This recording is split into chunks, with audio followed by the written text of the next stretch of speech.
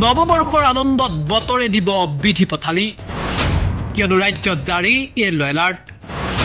2 জানুৱাৰী পৰ্যন্ত বতৰে ৰূপ সলনি কৰাৰ ইংগিত মেঘাচ্ছন্ন হ'ব আকাশ বৰষুণৰো সম্ভাৱনা ৰাজ্যত এই সময়ছোৱাত বৃদ্ধি পাব পাৰে শীতৰ প্ৰকোপ ৰাজ্যত 2 জানুৱাৰী পৰ্যন্ত প্ৰচণ্ড শীতৰ আগজাননী নৱবৰ্ষক আদৰিবলৈ সাজু হৈছে ৰাজ্যবাসী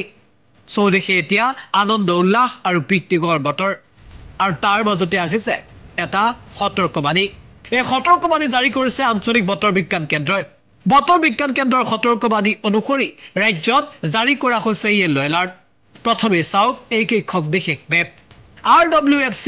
এই মেপ কেইখন প্ৰকাশ কৰিছে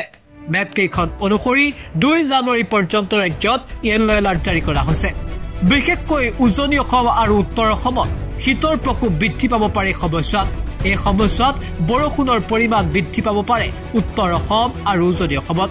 উজনি অসমৰ বিশেষকৈ ডিব্ৰুগড় শিৱসাগৰ যোৰহাট আনকি গোলাঘাট পৰ্যন্ত জাৰি কৰা হৈছে য়েলো এলাৰ্ট একেদৰে উত্তৰ অসমৰ ধেমাজিতো য়েলো এলাৰ্ট জাৰি কৰিছে